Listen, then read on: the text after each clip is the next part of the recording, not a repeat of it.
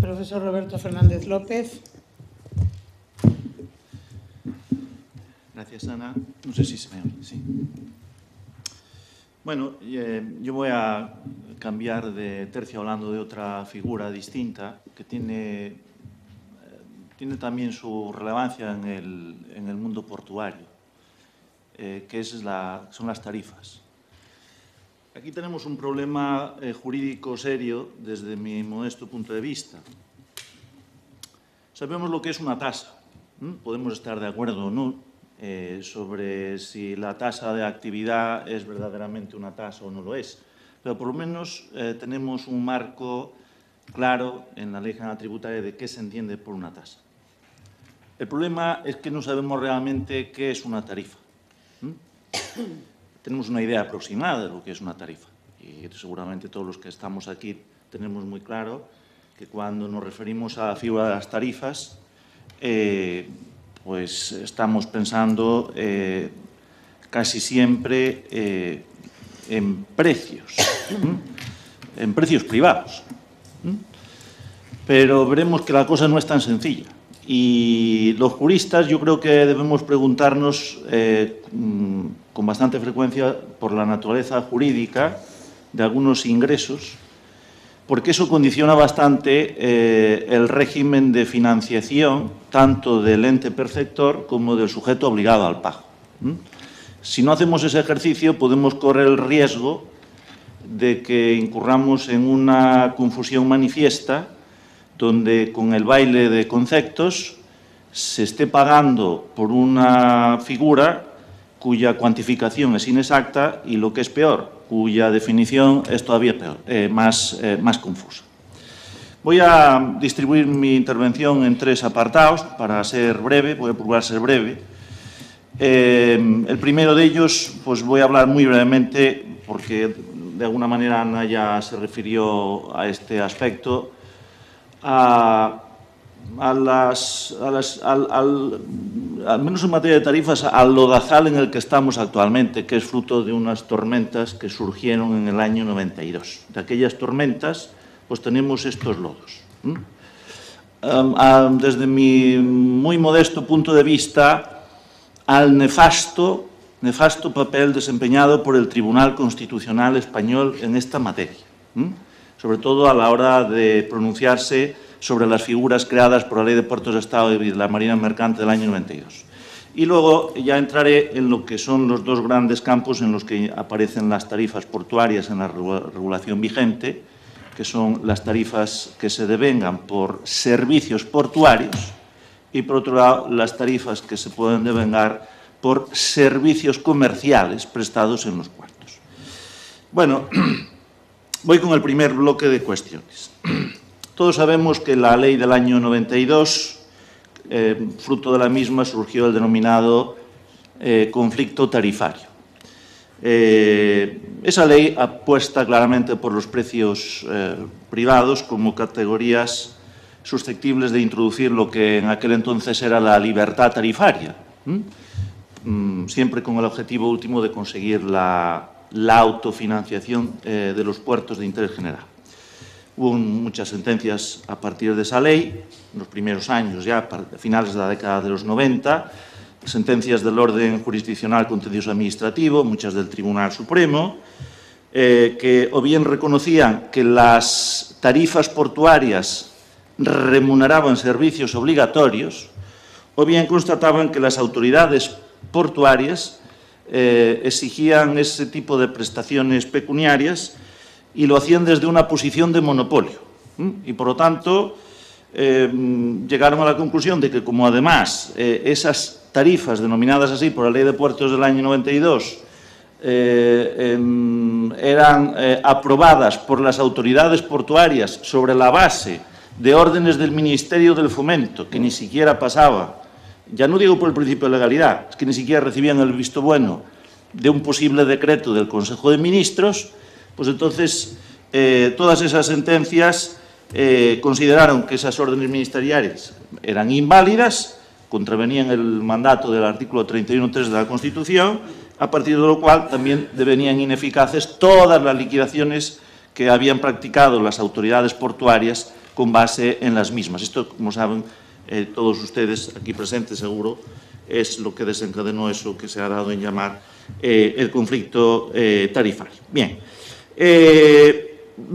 años más tarde, 11 años más tarde, se promulga la Ley de Régimen Económico de los Puertos de Interés General, la ley del año 2003, que lo que hace es, se produce un repliegue de la figura de las tarifas y un despliegue de la figura de las tasas. Es decir, muchas tarifas hasta entonces vigentes, percibidas por las autoridades portuarias, pasan a adquirir la categoría de tasas, con consecuencias prácticas importantes, que no quedan solo en la entelequia del mundo del derecho, sino que son muy tangibles. La regulación de los elementos esenciales de esas figuras debe tener rango legal y lo más importante es de la praxis del día a día. El modelo de gestión pasa a estar informado por normas de derecho público. Pasan a ser, por lo tanto, ingresos de derecho público y esto pues condiciona todo lo que es, sobre todo, la fase de recaudación, periodo voluntario y periodo ejecutivo y, por supuesto, de revisión posterior por parte, en su caso, de los tribunales, que dejan de ir a la jurisdicción ordinaria civil y pasan al contencioso administrativo. Estamos en el año 2003, es el mismo año, casualmente, que se aprueba la Ley General Tributaria que tenemos hoy en vigor en España. La Ley de Régimen Económico de los Puertos es del mes de noviembre, la Ley General Tributaria que tenemos en vigor es del mes de diciembre. Ley General Tributaria que expande bastante el concepto de tasa en el año 2003, porque aquí lo que hace la ley es considerar que prácticamente es tasa todo aquel ingreso, incluso cualquiera que sea la fórmula de gestión que utilice la Administración a la hora de prestar el servicio. O sea, eso es indiferente. Lo único importante para la Ley General Tributaria del 2003 es si el servicio es o no de titularidad pública. Si la respuesta es afirmativa, da igual cómo se preste el servicio. Lo que se va a cobrar es tasa. Lo que hace la Ley de Régimen Económico de los Puertos en el año 2003 es que establece una clara diferenciación entre dos categorías de recursos. Tasas, ingresos de derecho público, tarifas, ingresos de derecho privado. Esta es la dicotomía que crea la ley del año 2003. No voy a entrar en el tema de las tasas, ya lo han abordado Ana y Carmen. Me voy a centrar entonces en el tema de las tarifas. El tema de las tarifas, que estando aprobada la ley del 2003, las cosas más o menos estaban meridianamente claras desde mi punto de vista. Insisto, ya había bastantes sentencias del orden jurisdiccional contencioso administrativa que habían anulado multitud de liquidaciones. Eso tuvo una serie de derivadas en las cuales no voy a entrar. Todavía hoy sigue coleando algunas de esas liquidaciones que no se ajustaban a la ley. Pero el problema serio, a mi modo de ver, en la configuración que hoy condiciona el régimen financiero de los puertos de interés general, en esa dicotomía tarifas, tasas, el verdadero germen del problema no está en la Ley de Puertos del Estado del año 92. Está en 3 sentencias del Tribunal Constitucional Español del año 2005. Esas sentencias del Tribunal Constitucional Español, enjuiciando la ley del año 92, vino a decir que determinadas tarifas portuarias eran prestaciones patrimoniales de carácter público. Expresión bastante difusa que hay que tomarla en sus justos términos porque está recogida en la Constitución. Y todo lo que venga de la Constitución, como no está definido ni acotado de manera muy concreta, hay que saber por dónde nos movemos. Pero es que el Tribunal Constitucional Español no se quedó aquí, fue más allá. Dijo, muchas de las tarifas que están cobrando las autoridades portuarias no solo son prestaciones patrimoniales públicas, sino que además, me voy a mojar un poco más, dijo el Tribunal Constitucional, y son tributos. Y no solo dijo que eran tributos, dijo, es que hace 2 años, estamos en el año 2005, cuando la sentencia, es que hace 2 años se aprobó una ley en España, que es la Ley General Tributaria, y el artículo 2.2a dice que estos tributos se parecen bastante a las tasas, por lo tanto yo digo que además no solo son prestaciones patrimoniales públicas, sino que además son tasas. ¿cuáles son las reflexiones que merecen brevemente, 3 reflexiones de estas sentencias del Tribunal Constitucional? Primera, yo diría que estas sentencias ignoran, en el año 2005, que las prestaciones patrimoniales públicas, a las cuales pues, el artículo 31.3 de la Constitución anula todo eso que es el principio de reserva de ley, el régimen de derecho público, etcétera, etcétera, pues no es una expresión de, digamos, de contornos conceptuales jurídicos, a pesar de que la expresión está en la Constitución española. Es que yo creo que es una expresión que debe ser acotada con circunstancias fácticas. ¿Por qué lo digo? Porque el mismo Tribunal Constitucional español, en una sentencia que citó antes la profesora Pita, que además ella tuvo la ocasión de analizar en un artículo de Quincena Fiscal hace años, la 185/95, que se había pronunciado sobre la Ley de Tasas y Precios Públicos del año 89, vino a decir al Constitucional, ¿cuál es el elemento nuclear de esa expresión tan ambigua que son las prestaciones patrimoniales públicas? ¿Qué es lo que las define? Hay una sola nota en la que hay que centrar la atención, la coactividad.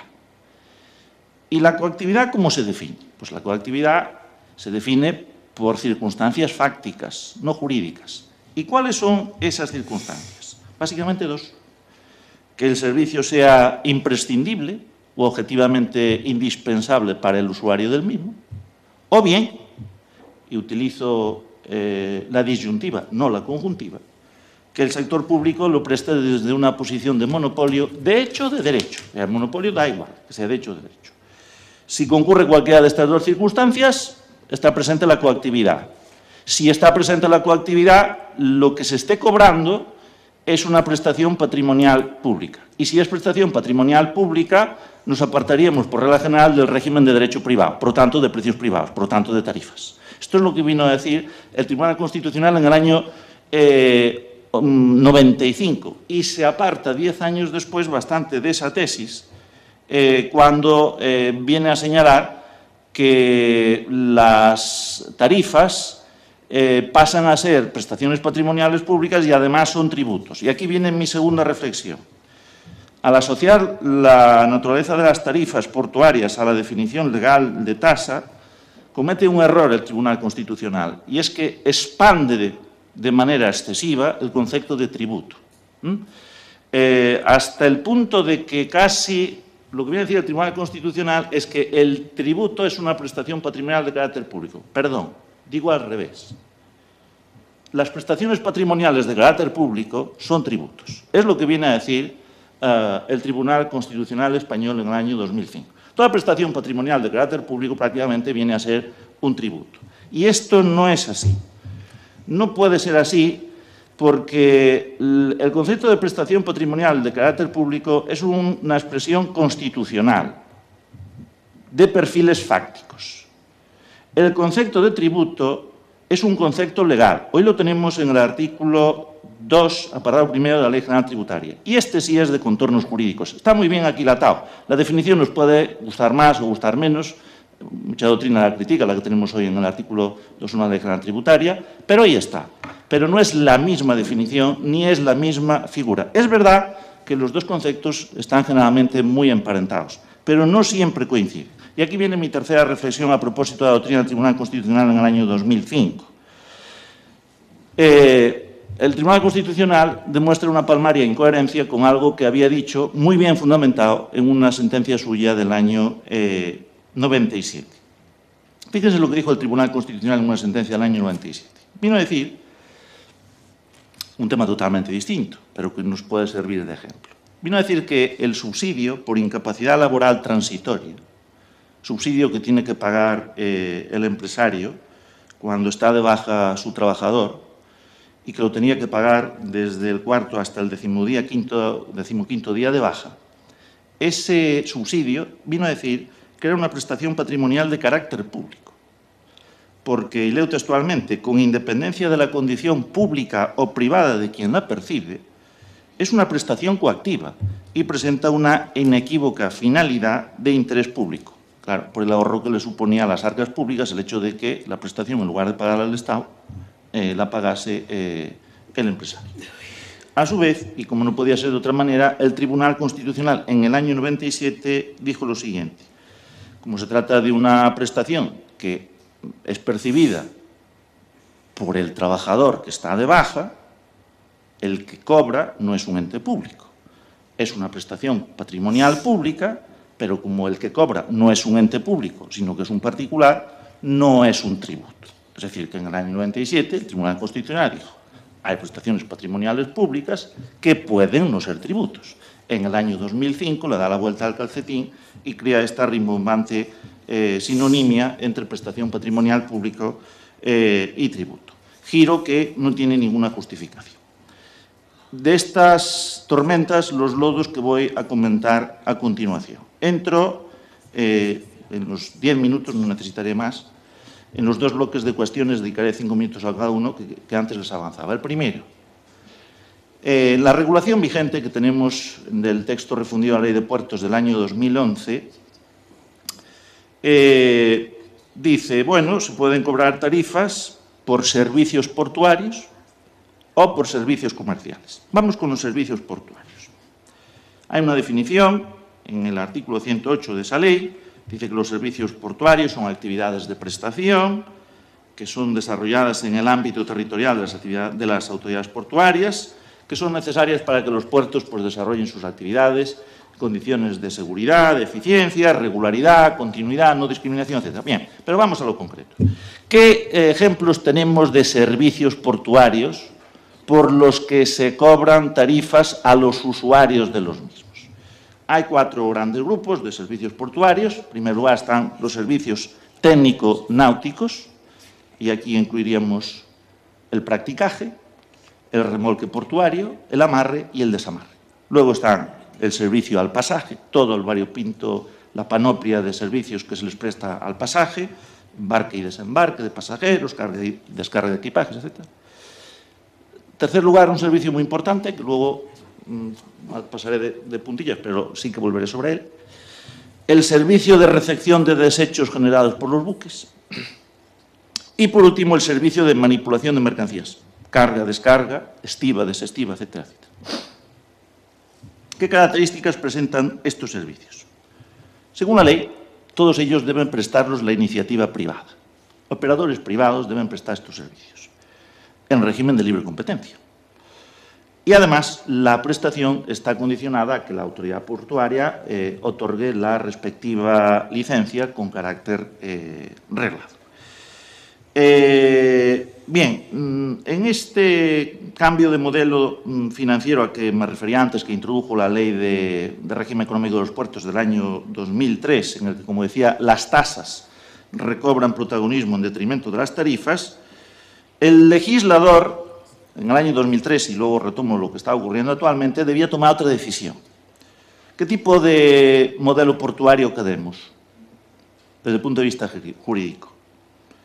¿Qué queremos? ¿Que las autoridades portuarias sean la cara visible de un Estado prestador de servicios, con independencia de cómo se presten esos servicios, de manera directa o indirecta?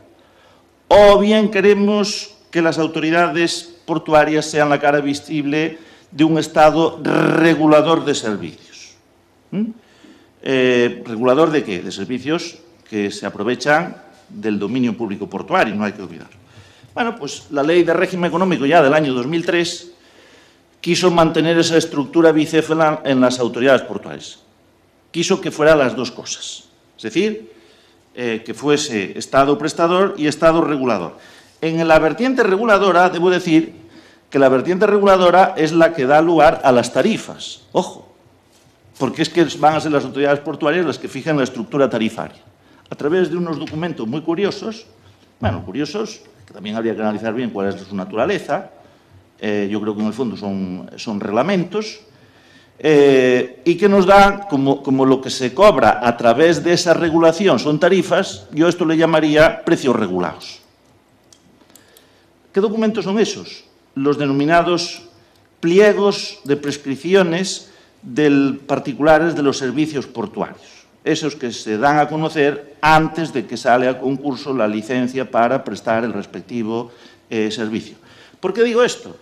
Porque estos pliegos se pronuncian sobre muchas cosas y, entre otras, fíjense, se pronuncian sobre la estructura tarifaria y las tarifas máximas que se van a cobrar a los usuarios finales de esos servicios, así como los criterios incluso de actualización, revisión y fijación de las tarifas, entre otros muchos extremos. Así que sí que creo que son documentos que hay que prestarles atención en materia de política tarifaria. Por otra parte, hay dos elementos que llaman la atención en la regulación vigente. Uno de ellos es que en las tarifas que se cobran por los servicios portuarios, la ley, el texto refundido del año 2011, omite calificar esas tarifas como precios privados. No dice que sean precios privados. Sí lo dice, en cambio, cuando se pronuncia sobre las tarifas que cobran las autoridades portuarias por los servicios comerciales. Ahí sí dice claramente que son precios privados. Uno se puede hacer la siguiente pregunta. ¿Esa omisión es voluntaria, consciente, deliberada o es involuntaria? Desde mi punto de vista, es lo primero. Es claramente consciente y voluntaria. ¿Por qué?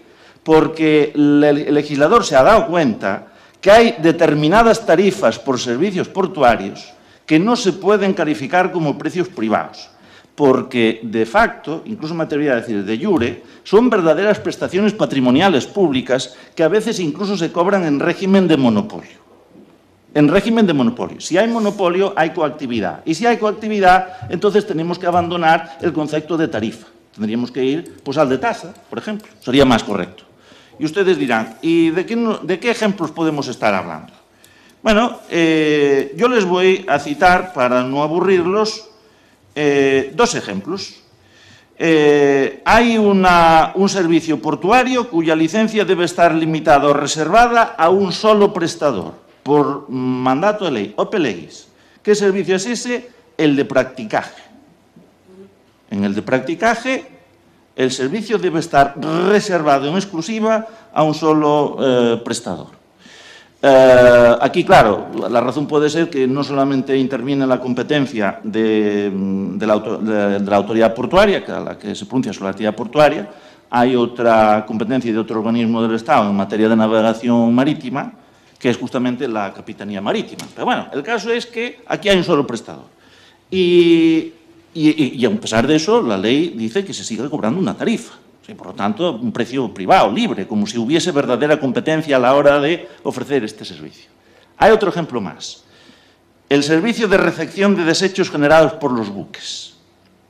Es un servicio curioso. Este servicio presenta la curiosidad, la singularidad, de que la ley contempla una tarifa fija que va a cobrar la autoridad portuaria a los buques que atraquen. Pero, ojo, la tarifa la cobra la autoridad portuaria durante los 7 primeros días en que el buque hace escala. A partir del 8º día, la tarifa pasa a ser un precio cobrado por el licenciatario o el operador que recibió el encargo de la autoridad portuaria o la concesión de explotación del servicio. Pero en los 7 primeros días la tarifa es obligatoria. Tienen que pagarla sí o sí los buques, descarguen o no descarguen los desechos. Luego, claro, la mayoría ya se imaginan ustedes lo que suelen hacer. Si sabes que tienes que pagar una tarifa, que además es una tarifa fija, en función de una cuantía básica, que son 80 euros, por unos coeficientes que toman en consideración las unidades de arqueo bruto del buque, pues claro, la gente paga, pero es obligatorio. Y además, con la curiosidad de que los primeros días se la pagas a la autoridad portuaria, con otra singularidad. La cobra la autoridad portuaria y se la reintegra a la empresa que está, en cada empresa o empresas que prestan el servicio. Entonces yo me pregunto, en estos casos, en estos dos ejemplos, donde hay una falta de competencia en la oferta, por lo menos en el servicio de practicaje, y una obligatoriedad de pago, por lo menos en el servicio de recepción de desechos generados por los buques, esto que se está cobrando, esta exacción, ¿acaso no se parece bastante a una prestación patrimonial de carácter público en el sentido de que hay coactividad? ¿Y acaso esto no debería estar regulado por una norma con rango de ley o cuando menos sometido a un régimen de derecho público? Esta es la pregunta que yo me hago sobre la base de lo que dijo el Tribunal Constitucional en su día, que se entiende por coactividad. Bien, y termino con los servicios comerciales. Aquí también es posible que las autoridades portuarias pues, desplieguen una potestad tarifaria que está configurada en términos muy amplios, que además, para impedir posibles prácticas abusivas o discriminatorias que puedan dar lugar a situaciones de dumping, pues esas tarifas o precios, regla general, esto es muy importante en los servicios comerciales, no pueden ser inferiores al coste del servicio. Al revés de lo que decía Carmen en relación con las tasas, que no pueden superar el coste del servicio, aquí no pueden ser inferiores al coste, las tarifas por servicios comerciales, para, como digo, evitar dumping. Bien, el caso es que hay determinados servicios comerciales que se pueden prestar en situaciones excepcionales en los que la iniciativa privada, por diversas razones, queda relegada a digamos, a un papel secundario, testimonial, incluso inexistente. ¿A qué circunstancias extraordinarias me estoy refiriendo? Me estoy refiriendo a dos que, conjugadas entre sí, dan lugar, a mi modo de ver, a una consecuencia verdaderamente explosiva, en términos jurídicos, claro. En primer lugar, el artículo 246 permite romper esta regla que acabo de exponer. Permite romper esa regla general, esa regla financiera de la cobertura mínima del coste del servicio. Y este artículo, el 246 del texto refundido vigente, establece que, excepcionalmente, se podrán acordar tarifas inferiores al coste del servicio cuando estemos ante escenarios de subactividad, dice, es decir, en ausencia de concurrencia con entidades privadas, cuando no haya entidades privadas suficientes que estén dispuestas a prestar esos servicios comerciales. Y claro, la autoridad portuaria dice, hay que prestarlos, o sea, estos servicios hay que prestarlos. Entonces tengo que coger yo las riendas del asunto y las voy a tener que prestar. Y además, de esta manera, las voy a tener que prestar con un coste inferior, o con un precio, perdón, una cobertura inferior al coste del servicio. En segundo lugar, el artículo 140 del mismo texto legal, también con carácter excepcional, le atribuye, ojo, la prestación directa de servicios comerciales, a las autoridades portuarias, limitándolas a los casos en que sea preciso también atender posibles deficiencias de la iniciativa privada. Una vez más, son situaciones excepcionales, para ahí está. Deficiencias de la iniciativa privada, no hay suficientes prestadores, no ha habido suficientes prestadores privados, operadores privados, licenciatarios, etcétera, a la hora de prestar. Una vez más, tiene que prestarlas la autoridad portuaria de manera directa. Bien, el texto refundido es muy claro. En contraprestación por estos servicios, dichos organismos, es decir, las autoridades portuarias, exigirán las correspondientes tarifas, y aquí sí es que se moja la ley, aquí no se queda corta, dice, esas tarifas tendrán naturaleza de precios privados.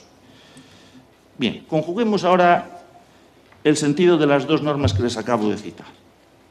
Si lo conjugamos, podemos llegar al siguiente escenario, perfectamente posible, que un determinado servicio comercial del puerto pueda ser prestado directamente por una autoridad portuaria, sin concurrencia de entidades privadas, percibiendo a cambio la autoridad portuaria una contraprestación cuya cuantía va a ser inferior al coste del servicio, combinando, como digo, el sentido de las dos normas. Y yo me pregunto, esto que la ley le llama precio privado, que le llama expresamente precio privado, ¿acaso no creen ustedes que esto verdaderamente es una tasa?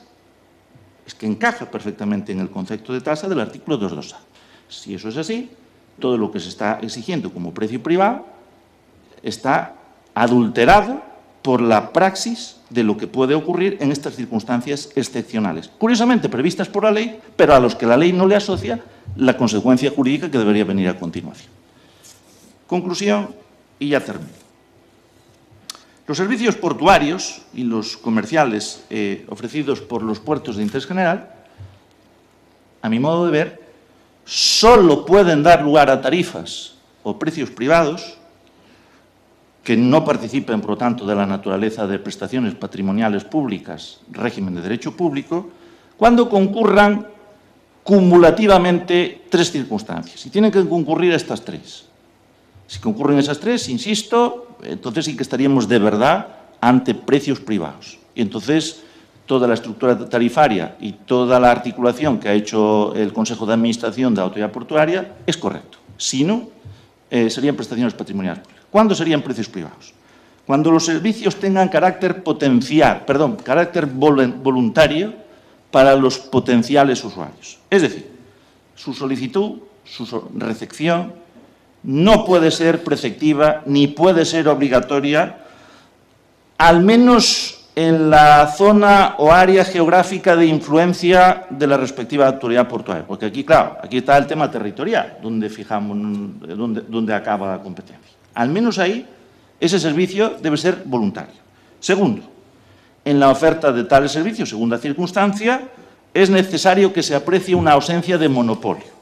No puede haber monopolio, ni de hecho ni de derecho, ni a favor de la administración, gestión directa, ni a favor de un operador privado, gestión indirecta. Y tercera circunstancia, como consecuencia de lo anterior, es necesario que la iniciativa privada oferte esos servicios en régimen de libre competencia. Al menos también dentro del ámbito territorial del área de influencia de los puertos, del propio puerto, lo que se denominaría que haya libre competencia, o si se me permite, competencia intraportuaria. Si se dan estas 3 circunstancias, entonces es correcto que estemos ante tarifas. Si falla cualquiera de ellas, no estaríamos ante tarifas, estaríamos ante otro tipo de prestaciones que condicionarían totalmente el régimen jurídico del cobro. Muchas gracias.